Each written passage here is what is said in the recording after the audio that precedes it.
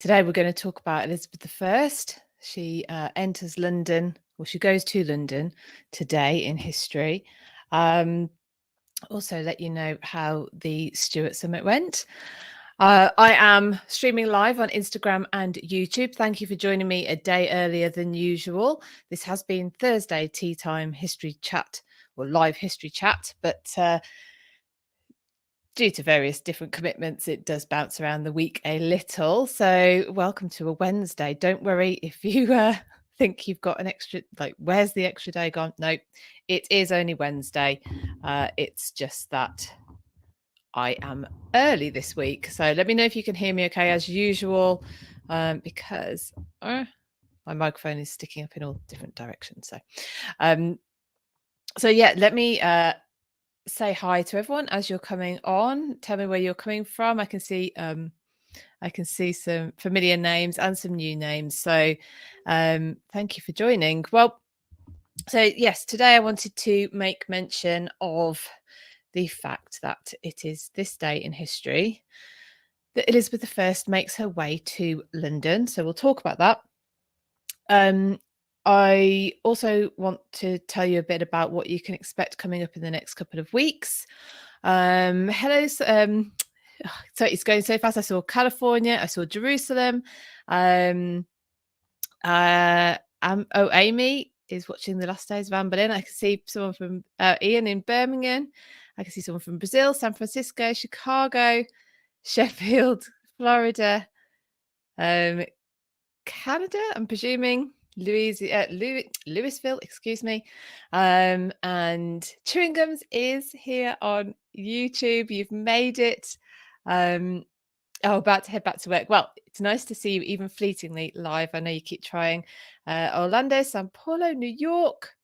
Wow, we are international. We are international indeed today. So we'll talk about Elizabeth. We'll talk about the Stuart Summit. Some of you, I know, well, quite a few of you who are on here came to that, and I'll let you know what the next one is going to be, because it went so well that we are immediately thinking about the next one. Asher, Minnesota. Hi. Saskatchewan. I hope I've said that right. Probably haven't, but sorry. The intention is there. If you are on Instagram, there's quite a few of it. Again, I recognize the names. Thank you so much for the badges you buy me. Thank you also on YouTube for the super chats. If you want to support me, that's the quickest and easiest way. And thank you. As some of you will know, this is to go towards a new microphone for me. Good morning from Charlotte. So many of you. So I'll let you know how the Stuart Summit went. I also want to tell you about a tour I've got going on next year. Just as usual, let me just tell you what the itinerary is, because it's quite nice to just go through that, because it's quite interesting where we choose to go and who we see. And what else was I going to talk to you about? Oh yes, I've got an interview coming up, so I was going to tell you about that as well. In fact, I've got two. I'll tell you about it. And a blog coming up as well. So what are we, 23rd of November. So in 1558, Elizabeth I has just become queen. And she is at Hatfield House when she finds out she is now queen. By the way, I have my cup of tea. I've actually managed to very, very quickly get one today. So she's at Hatfield House. Don't know if any of you have ever been. Hello, I can see people joining from Brussels. Glaswegian living in Brussels. You're multilingual then. I'm just in awe of anyone who speaks more than one language. Gambia, fantastic. So, right, I will try and stick to, excuse me if I don't say hello to you now for the next 5 or 10 minutes, because I'm going to try and stick to what I'm talking about. So, Elizabeth is at Hatfield when she finds out she is queen. We talked about that last week, because we were actually on the anniversary of that last week, the 17th of November. Her sister Mary, half sister, has died at St James's Palace, probably of some ovarian cancer, womb cancer, something. And I spoke last week about the effigy, which you can still see in Westminster Abbey in the Jubilee Gallery, and how shocking I found it, because you can see the swollen belly on her. You can see it really clearly. And I found that quite, we know the story that she has the pregnancies that are false, but why is her belly swelling? And it's sort of put down at various times as just sort of a phantom pregnancy that the body's reacted to as if it's a real pregnancy. And then you see her effigy and you see this perfectly formed belly that you would think is 4 or 5 months pregnant. And of course we know she wasn't. So Mary has died at St James's. Elizabeth is actually under house arrest at Hatfield House, and she is apparently reading, as legend goes, under an oak tree in the grounds. The oak tree I spoke about last week is it died, but the one that is there in its place now is supposed to be from a sapling from the original tree and was planted by Elizabeth II. So that's a nice follow-on history. She then spends the next, is it 5 days, 17th, 18th, 19th, 20th, 21st, 22nd, still at Hatfield. She has privy councils there. She appoints her privy council. There's actually there's records. You can see the parliamentary sort of rolls, the records, and they get straight into business. Of course they have to. So it's down, they're talking about Calais a lot. They're sending letters to Philip, because Philip of Spain, married to Mary, is now, on her death, completely cut off from England and his exposition.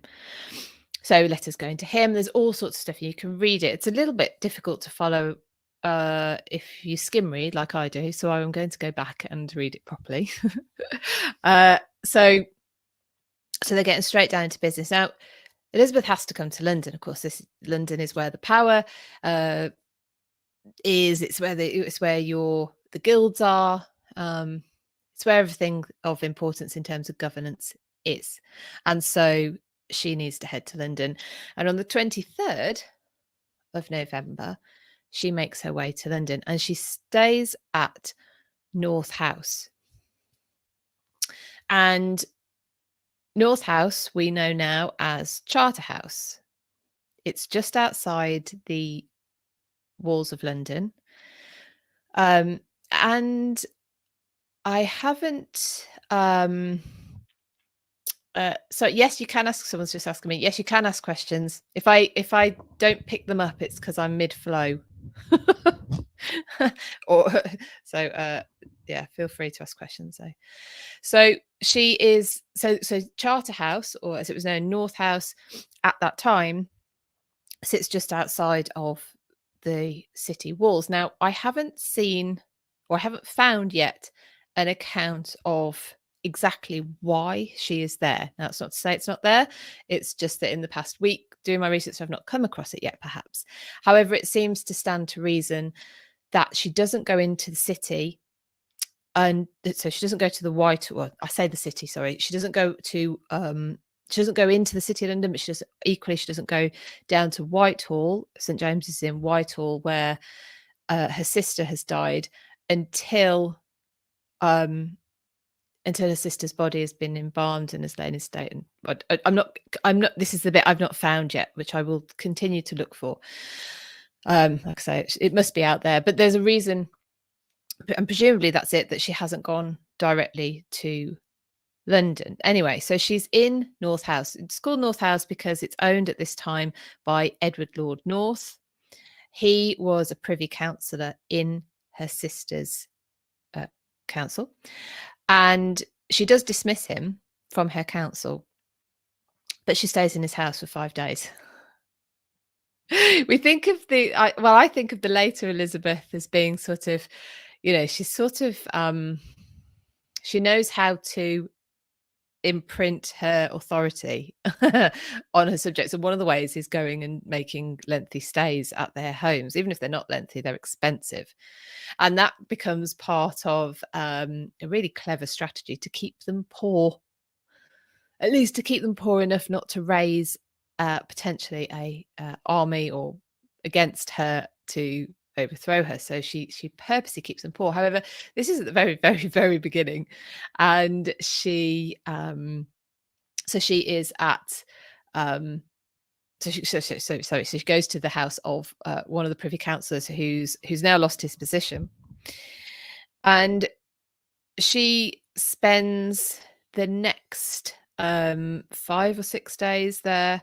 I think it's 5 days whilst preparations are made for her official procession into London, because you can't just turn up. You've got to have a bit of pomp, surely.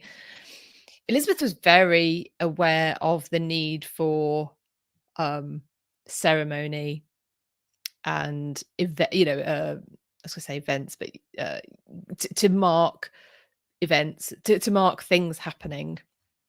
And this is part of the reason why she, by some factions of the Reformation movement, was seen as not going far enough, because she kept a lot of the she would process behind a cross, for instance, held aloft. This sort of thing was she could see the importance of what I'm terming at the moment pageantry, for want of a better word. So this starts from the very beginning, and there's a proper procession into London.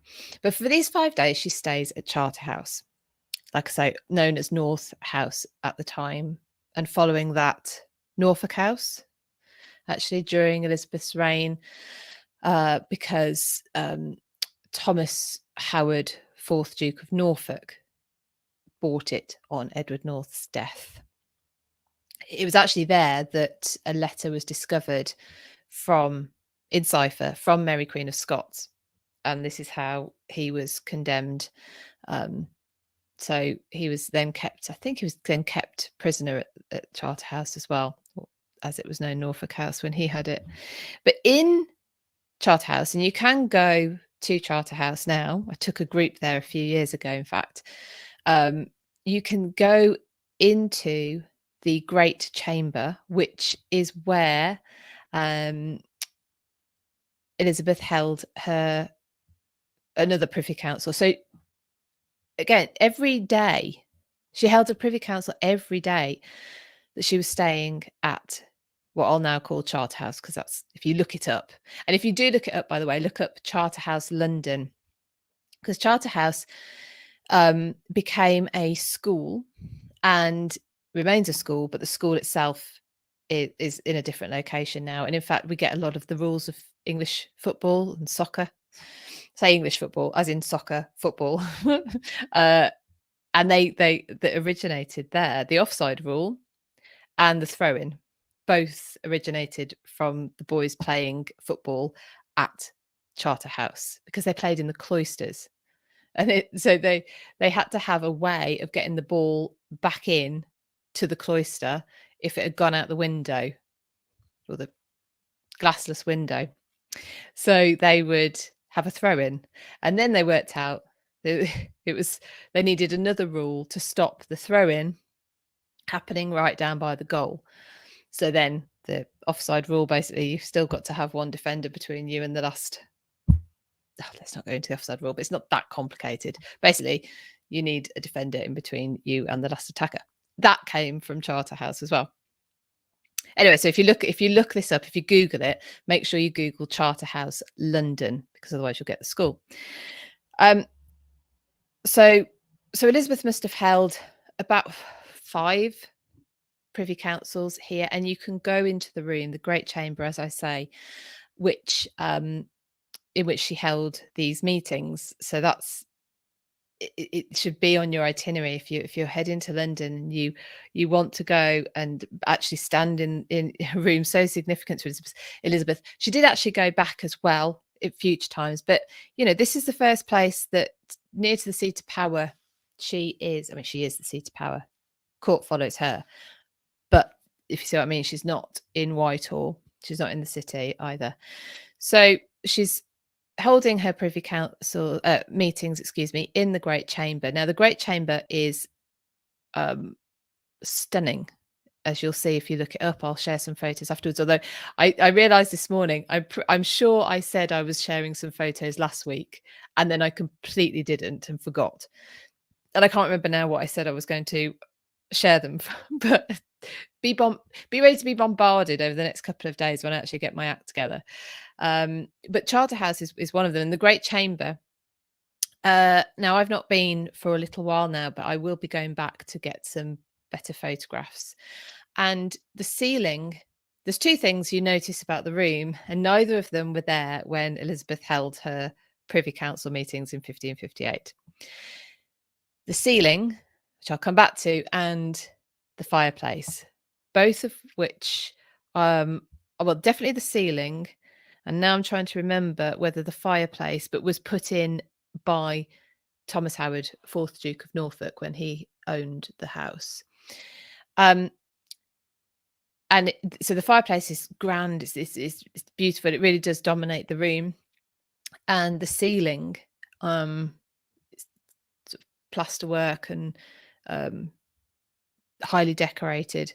But yeah, both put in during the Elizabethan period. Charterhouse itself actually dates back to 1371. That's when it was established. It was established as a Carthusian monastery.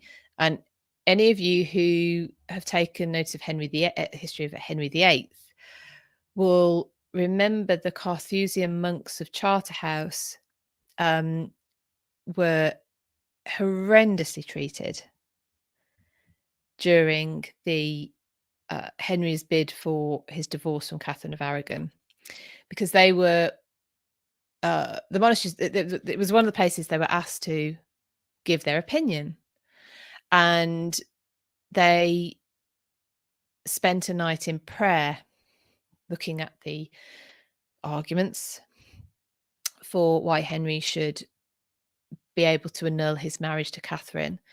And so they were asked their opinion, they prayed on it, and they decided, no, we can't support Henry in his bid to annul his marriage to Catherine. We can't see the reasoning. And so some of them were starved to death, some of them were dragged through the streets on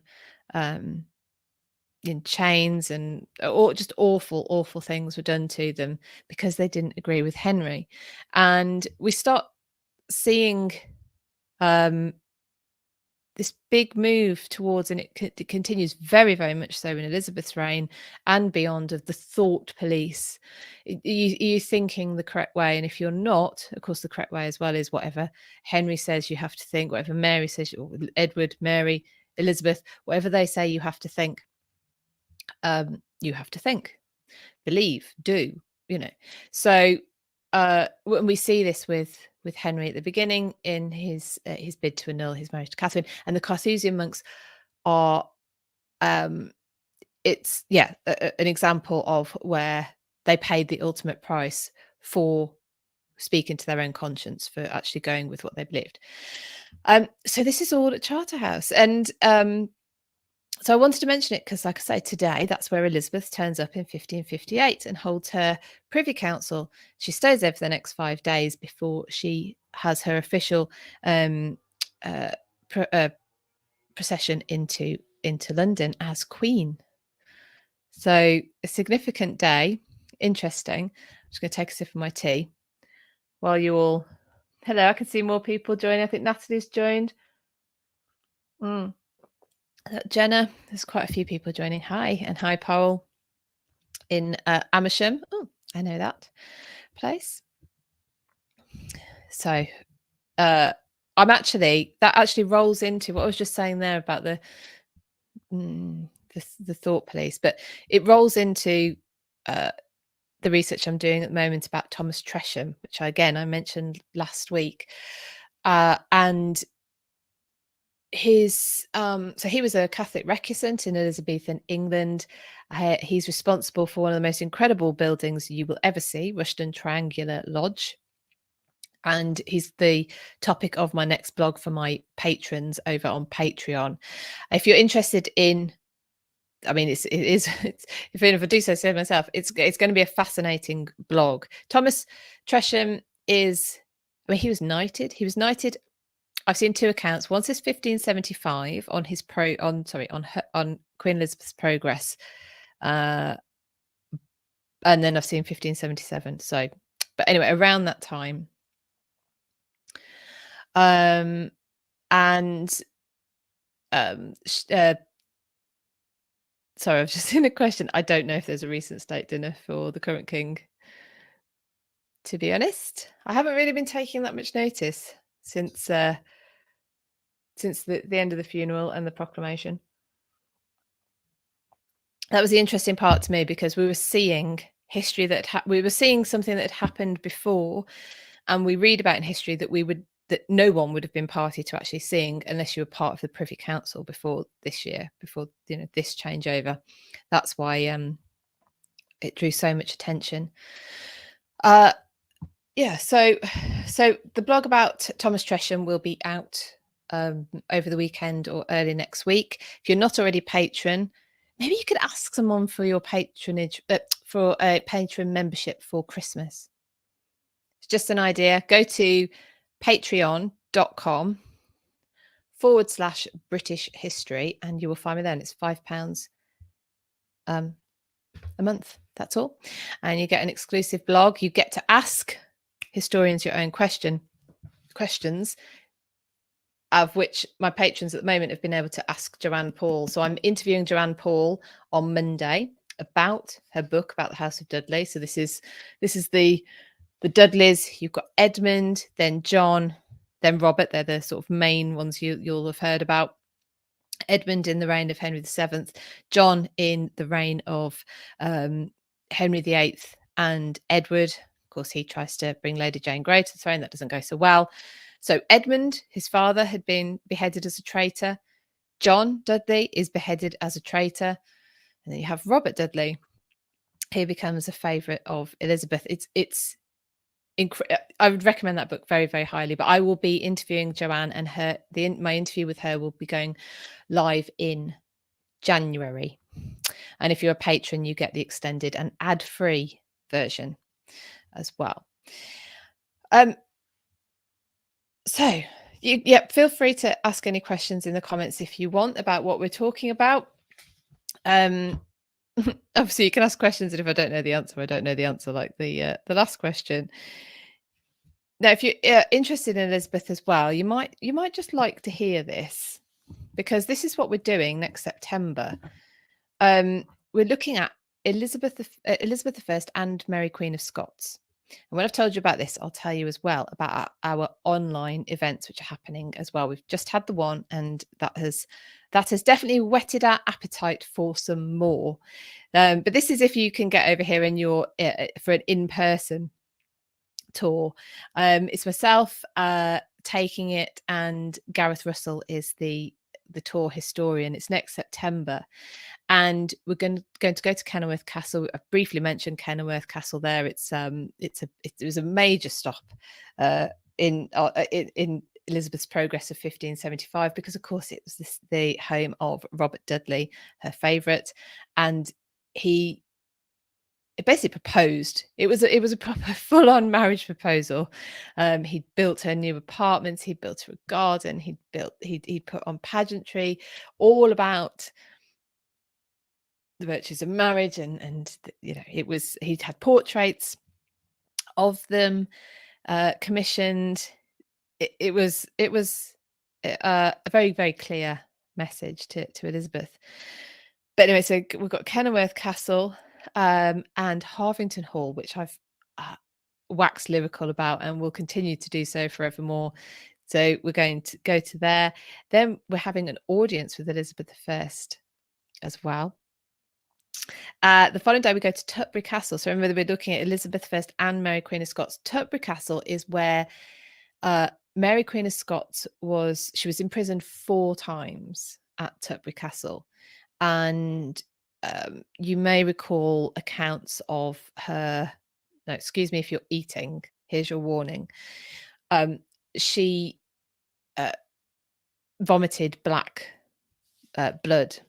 Now she'd had, we know of her as sort of tall and must have been incredibly physically strong when you hear what she managed to do during her lifetime with escapes and all this kind of thing. And she, but by the time she comes to Tutbury for the final time, even maybe before that, she's lost her hair. She is probably, I imagine, suffering with something like a stomach ulcer, I don't know, but vomiting black blood. And she's taken to Tutbury Castle. And she's at Tutbury Castle. Now, Elizabeth, in the words of Leslie Smith, who runs Tutbury Castle, incredible historian, she says Elizabeth may, in fact, you can see this interview with her on my YouTube channel. Elizabeth may not wanted to kill Mary, but she did want her dead. And there's a difference, of course. And of course, we know that it plays on Elizabeth's mind forever that she has Mary beheaded. But Tutbury was specifically chosen because it wasn't pleasant. At least where Mary was kept wasn't pleasant. And so anyway, so you literally following in Mary's footsteps at Tutbury. We stay at Hever Castle as well. We're going to Peterborough Cathedral, which is where Mary Queen of Scots was originally buried. So you may have heard of Peterborough Cathedral because Catherine of Aragon is buried there, but Mary Queen of Scots was initially buried there before her son James moved her to Westminster Abbey, which really upset the gravedigger there. He was, I can't remember what his official title at the time was, but he sort of comes across as a caretaker. So he was a bit of everything, including the gravedigger. His name was Red. There must be another name in there somewhere, but it escapes me. And he lived into his 80s, if I recall correctly. And so he actually had dug the grave for Mary in the first place and had to exhume her as well, which he was really, really not happy about at all. So Peterborough Cathedral. Then we get a tour of Hever Castle. So you get to go into the rooms that aren't open to the public, which actually, because Astor, who took on the lease for Hever and spent millions of pounds renovating it and making it into a home, you see sort of what he's done if you're on the normal visitor route. But when you go into the hidden Hever route, you actually get to see a bit more of the raw castle as well, I think. Brian likes my brown hair. Thank you. Yes, you're the only one who's noticed. I've gone a little bit darker. Or maybe people just thought I hadn't washed my hair, which may also be true. Oh yeah, we're having a banquet in Hever in the Great Hall. Fantastic.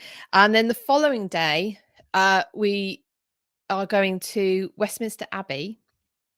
Obviously, that is where Mary Queen of Scots is now buried, and of course Elizabeth and Mary. We've spoken about Mary already today. Mary, her sister. So we'll be doing that, and then this is a bit of a TBC, a to be confirmed. We're hopefully going to go to the National Portrait Gallery, but it depends on its opening. It's having a big refurb at the moment. If not, it will be. I have another brilliant idea for somewhere to go, and then we finish off with a barbecue on our private lawn, because we have a private lawn when we stay at Hever. Oh yes, we do. So that, if you're interested in a physical tour, that's next September. We do have spaces still for that. You can find the details on BritishHistoryTours.com. You can find in fact, you can find the details of all the tours. May tour is sold out. To have another one at the end of June into July, which is on progress with Anne Boleyn, and the Elizabeth I and Mary Queen of Scots tour is in September. And then I'll tell you about the online events in a moment as well, because that doesn't matter where you are over the world, you can join in with those. Caroline, what evidence is there that she was bothered by the death of Mary versus the erasing of Anne Boleyn by Henry after her death? So Elizabeth, she goes into a bit of a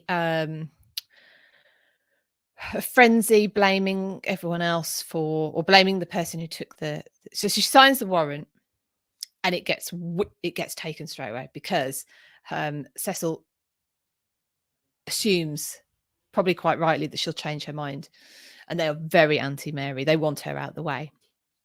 And but she actually, I can't, anyone else might be able to recall this, but she talks about it even towards her own deathbed. She talks about Mary, and she dies in 1603, and Mary is executed in 1587. Is that right? The year before the Spanish Armada. Because, of course, Elizabeth is convinced by her council that with Mary out the way, the Catholic threat goes, because she is a rival to the throne. She's a descendant of Henry VII. She's a Catholic, so of course the Catholic faction are going to want Mary on the throne, and they're not entirely wrong. There are plots, but it's sort of it becomes a Mexican standoff. Not so Mexican, actually. It's sort of, well, not so much standoff. There are active plots against Elizabeth, include the one I've spoken about with Thomas Howard, 4th Duke of Norfolk, who is planning to marry Mary and find himself king. How about that? And they're conversing via letter, with a cipher, but this gets found at his home, which is now Charterhouse, which I spoke about at the beginning. So she talks. So it's clear she's still bothering her for the entirety of her life. I do wonder what would have happened if they'd have met. I've spoken to Estelle Perronc about this, about the next thing I'm going to mention, which is, what if Elizabeth had met Mary de Medici as well? Like, it's almost like Elizabeth's concerned that she will like these women.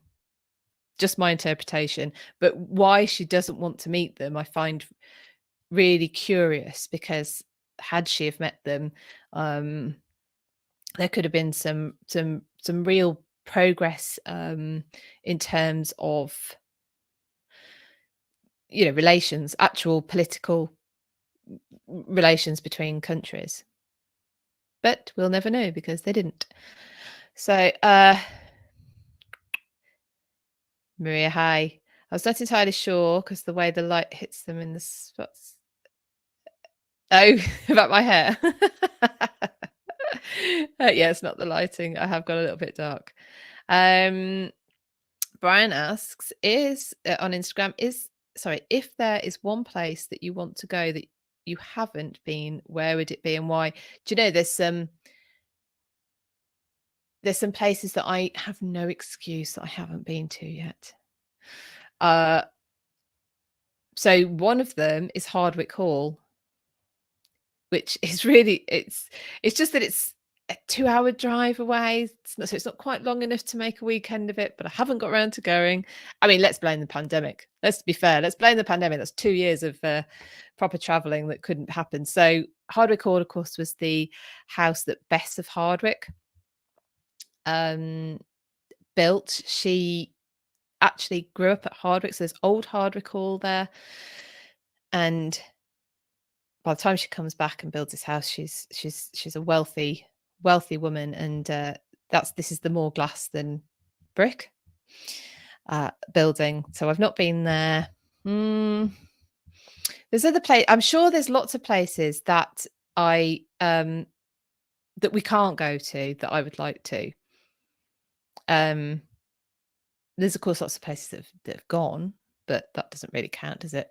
I would love to get inside the um I think it's the I can't remember anyway, one of the government buildings on Whitehall that has the passageway still from the original Tudor Whitehall Palace, and a wall that looked out into I think it's the tennis court, the real tennis court. So I'd like to see that. There might be. I will. Do you know what? I'm gonna start to take a bit more notice and see and remember. Brian, I love these because I've learned so much about the past that I had no idea about. Thank you. You are more than welcome. Do you know, I wish I could tell you that I thoroughly prepare each week for these, but that would be a lie. I do prepare, but then I find I'm talking about things I haven't prepared. So hopefully you it sounds like you enjoy it. So I shall continue. So we've spoken about Charterhouse, haven't we? We've spoken about where I will be taking a tour that looks at Elizabeth I and Mary Queen of Scots next September. Like I say, if you want more details, look at BritishHistoryTours.com. There's only, by the way, 20 people on a tour. They're really small, and that's purposely so. And it means you have complete access to the guides, the historians, because we have historians come in and talk to us as well on the tours. And of course, there's less waiting around than some of the tours that I see that have about 50 people on them. I don't know how that. I just don't think that's as good. So that's fine. That's what you get the choice then. So let me tell you though, if you can't join us in person, as well as all these lives, which I'll tell you about other lives we've got going on soon as well. As well as lives, we have online events now. We've just this last weekend had the Stuart Summit, and I know many of you came to it, and it was really well received. I'm so happy. It's our first online history festival, and it most certainly won't be the last. So we are now looking at spring. First of all, can I say congratulations to Eleanor Menzies, Caroline Bailey, Jean Glock, and Max Kiev. Oh, nearly did it, Max. Chiavarella?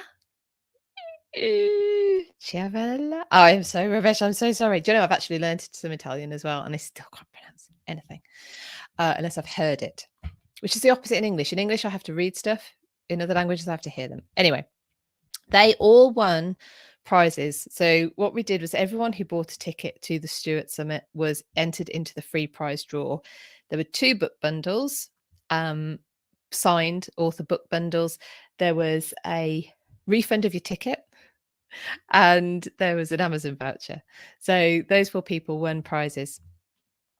But the next one, we're looking at doing a summit on the Georgians, the gorgeous Georgians. That's what we will be looking at doing one on in the spring. And that will be packed with fashion things. We're looking at which stories to include. So the Georgians are, again, I mean, there isn't actually a period of history, I don't think, that isn't fascinating when you get into it. I think we are particularly drawn to certain periods because we've seen them. Oh, Danny, the Stuarts was fantastic. I'm so glad you enjoyed it, and thank you everyone for your feedback from the Stuart Summit as well. It's been really well received. So all those talks for all the ticket holders are available till the end of January. So anyone who couldn't make it, this is why it's suitable for wherever you are in the world, because whatever time zone you're in, you're going to be able to catch up on the talks. Equally, you can watch them a few times because they were packed with information.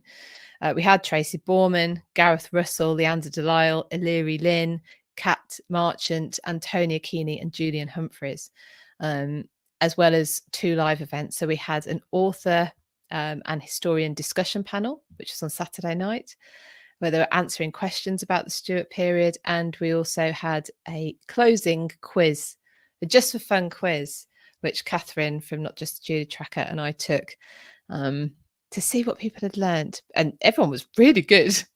I was really impressed. So yeah, so we're looking to do the same with the Georgians. So look out for that. You can find me on Eventbrite and follow me there, which means you'll get notifications when we start selling any new events. But obviously, I would also mention it in on my social media and in my Substack newsletter. My Substack newsletter is free. What I've done this week is given the option to readers to read my monthly blog, so the exclusive blog that goes into Patreon, and so once a month that will be added to the end of the newsletter, and you will have opportunity to to subscribe and pay and read that. However, the normal newsletter is still free. So I've noticed it comes through, it looks a little bit different now that I've done that. It makes it out that it's a paid post, but it's not. The all of the original amount of content that was free before is still free now. Yeah, so it's just an extra option.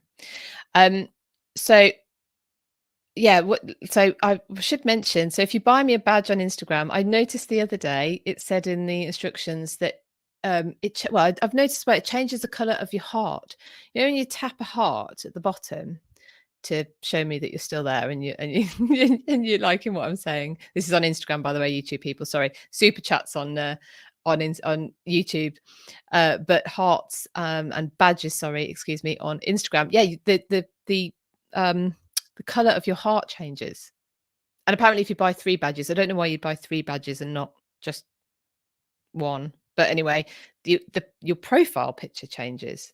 Apparently, I don't know, but anyway, I thought that sounded quite cool. I think it gives you a prompt at the bottom if you did want to support me with a badge. I do really appreciate it.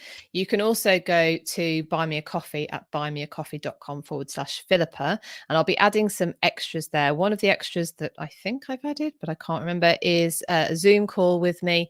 If you've got an itinerary that you're looking at to come, over and do a self-exploring itinerary, I will spend an hour with you on Zoom going through that itinerary, basically sense checking it, giving you suggestions of places that you might want to fit in, that you may not have thought about, any extra information about the places you're going so that you make the most of your visits there.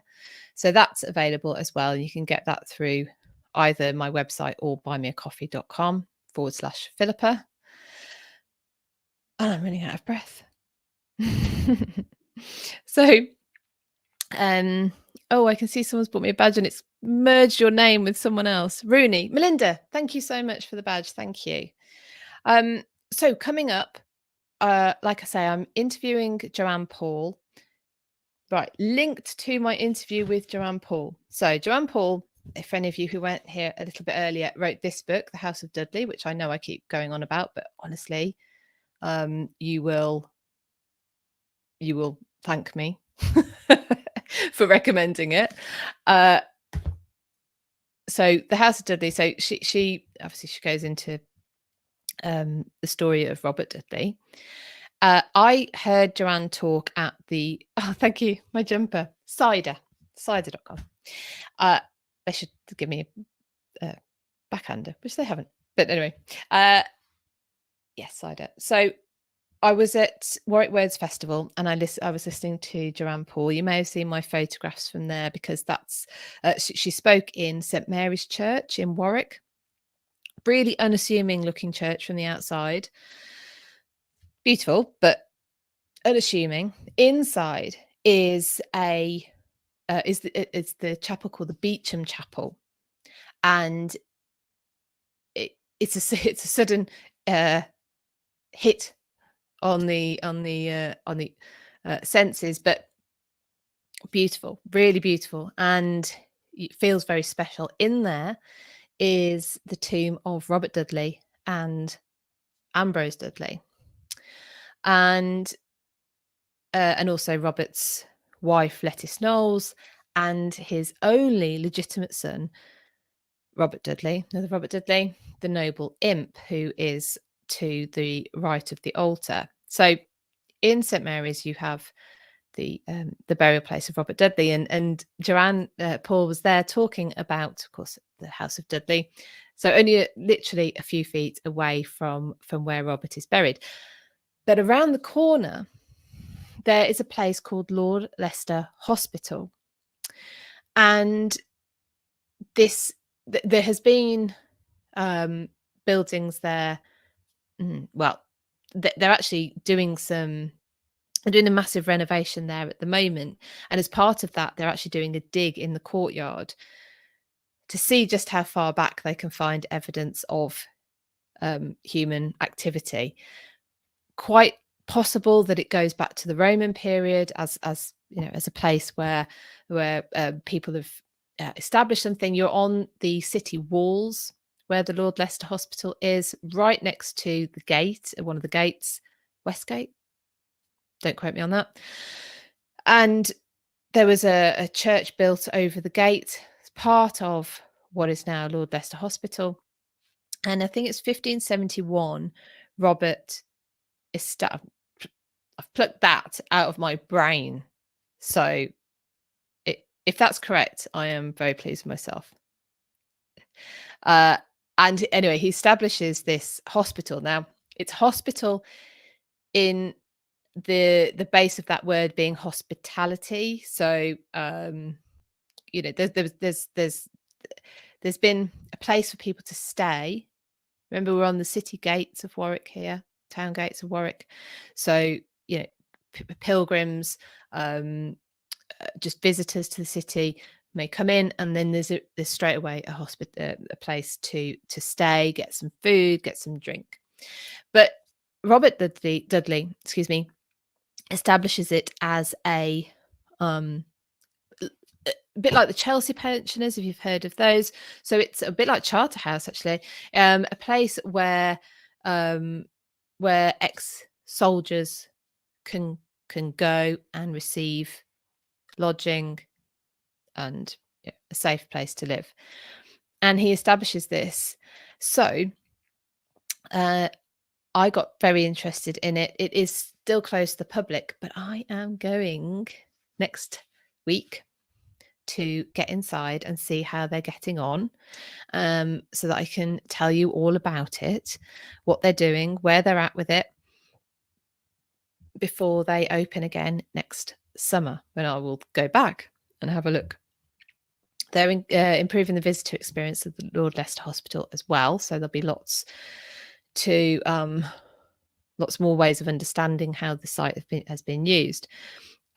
But I was able to interview the master at Lord Leicester Hospital, and that will go live. Excuse me, let me just get rid of some spam. That will go live probably February, maybe a little bit earlier. We'll see. So I love it. I love it when things sort of join together. So I'm interviewing Joanne about the Dudleys. I'm going to Lord Leicester Hospital, which was established by Robert Dudley, and I will of course be sharing all of that with you. If you're a patron, though, you're going to get to hear about it a lot sooner, because I will be sharing photos, and I can also share audio files with you now. So I may well just give you a little bit of an audio update of my travels. So that's all to come. And also this month, where are we now? We're still in November, aren't we? The interview with Helen Carr about John of Gaunt, which you'll really enjoy as well. So yeah, Jenna's a patron. So yes, you will see. You don't have to wait if you're a patron, basically, because I'll be sharing something with you about everything that I'm doing. So you get to see that. So consider that. It's £5 a month at Patreon, patreon.com/British history, £5 a month. And maybe you can just ask for someone for it for Christmas. If they pay a year in advance, they get 2 months. You get 2 months free. So there you are. So I think that is about all for today. Thank you so much for joining me on a Wednesday. don't worry, you haven't lost a day. It is only Wednesday. It's not Thursday when I normally do this. But plans this week means I had to change it a little bit. So join us tonight if you are around for History After Dark at 8:15 tonight. We are doing a Ask Us Anything. So this is myself, Catherine Brooks, who's not just the Tudor Tracker, and we're on YouTube as well now. We're on YouTube and we're on Instagram. And it's Dr. Cat, who's got Reading the Past on YouTube, and is Katrina.Marchant on Instagram. We are going live together at 8:15 tonight on history.after.dark on Instagram and History After Dark on YouTube. You can ask us anything history related. Of course, shouldn't have to say that, I suppose, tonight. So you can do that. We were supposed to be having a guest tonight. That can't happen tonight. And we haven't got time to prep anything else. So you can just come and ask us anything history related. We cover quite a bit between the three of us. And then if you missed visiting Tudor Britain last week, we were talking Tudor Worcester, and you can actually find that on my Instagram page. So you can watch that back. Jenna's looking forward to History After Dark. I'm going to be baking, so I could use some entertainment. Yeah. Oh, Maria's having trouble with Instagram. Ugh. Keeps kicking people off. Right, everybody. Thank you so much for joining me, and have a great day. I will see you hopefully tonight. All right. See you soon.